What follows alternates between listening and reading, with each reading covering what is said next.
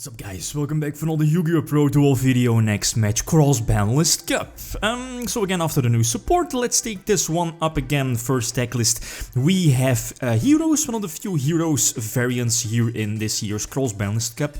Personally, I find this hero list a little bit, at least less threatening compared to the other possible hero builds, like, you know, totally awesome 3-toed heroes from last year, I believe, mass heroes versus alive heroes, for example. Then again, this particular list, like is pretty much a more control build of heroes back in 2012, thanks to Neo's alias, the Gemini Spark as well, Hero Blast, multiple skill drains, and of course the Solemn Brigade. Thunder King, not to forget, right? Barbaros was just released for us CCG players, so it was slapped in as well. And you know, Elemental Hero, the Shining Diffusion, was super good back then. Now, if you look at like today's standards, 2018, the card is a little bit too weak. Okay, you'll be getting back two banished heroes like most of the time Alias and Stratos, but in today's format, with today's standards, that's not really that strong.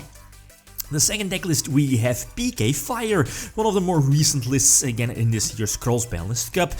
Toppers, the big hitters of this deck are of course the Speedroid Terror Top, being a 3 here in the deck, double Seer, only one Graph that is, double Beatrice not to forget, and in a tournament like a Cross-Banlist Cup, spell and trap removal in the form of triple Twin Twister can be super important, let's say against Emptiness or something like that, right? Same for Fogblade, and let's not forget the multiple hand traps here also in the main deck, mainly Maxi, by the way. So which deck has the advantage?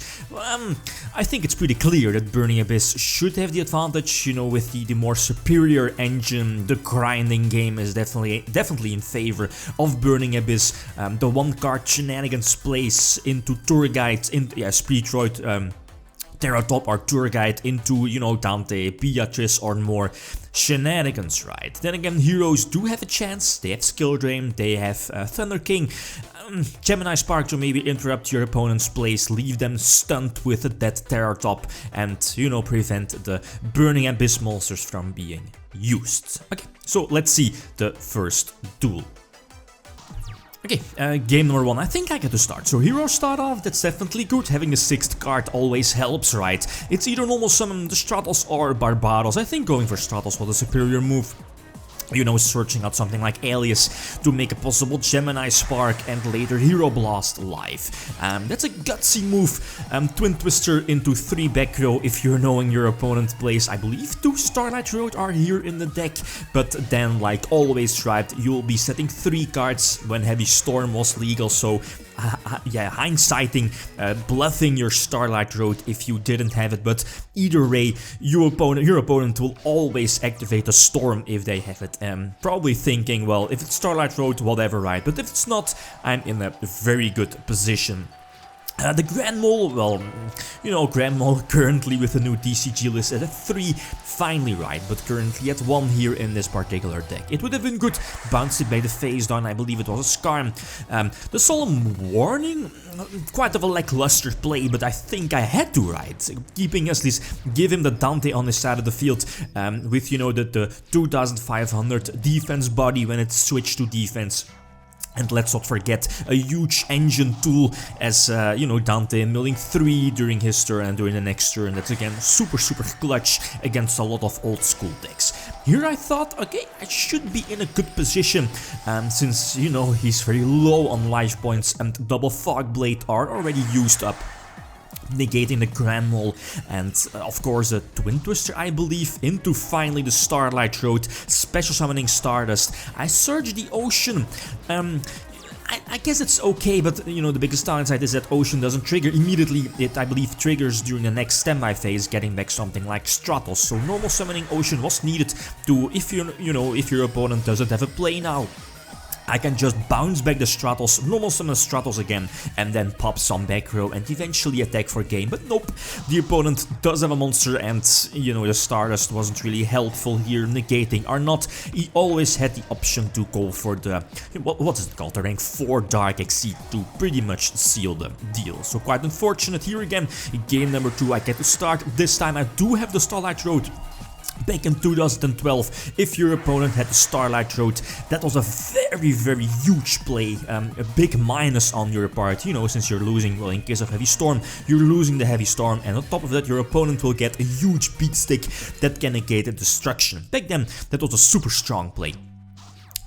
Going for the Exceed didn't really seem that good, I guess. Again, must be nice opening the one of Tour Guide, and of course the Speedroid Terror Top as well.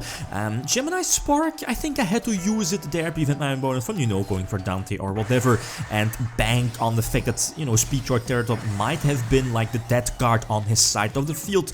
But he does go for Beatrice, so he has the option to go for Beatrice with 2 back row, probably, you know, double Fog Blade. And maybe I think a better play would have been to normal summon the Ocean here and use Miracle Fusion to banish, I believe, Stratos and Ocean, and either go for, yeah, probably go for the Wind Elemental hero. You know, the Wind Elemental hero that I believe halves the attack of your opponent's monsters. Then again, Beatrice would have triggered, right, special summoning probably a fusion monster from his extra deck. What happens now? So I think I always would have been in a terrible position. Then again, with Monster Reborn in hand, yeah, probably not. Okay, Solemn Judgment, but you know, Judgment does not negate Fusion Summon here in this situation of Beatrice. So I think this was a deserved win for PK Fire for Burning Abyss. Quite of a strong core engine with 1 Graph, double Seer, and you know, triple Twin Twister, 6 hand traps, triple Maxi, triple Veiler are so good. Not only against, in case of Veiler, against heroes, but against most decks here in this year's Cross-Banlist Cup.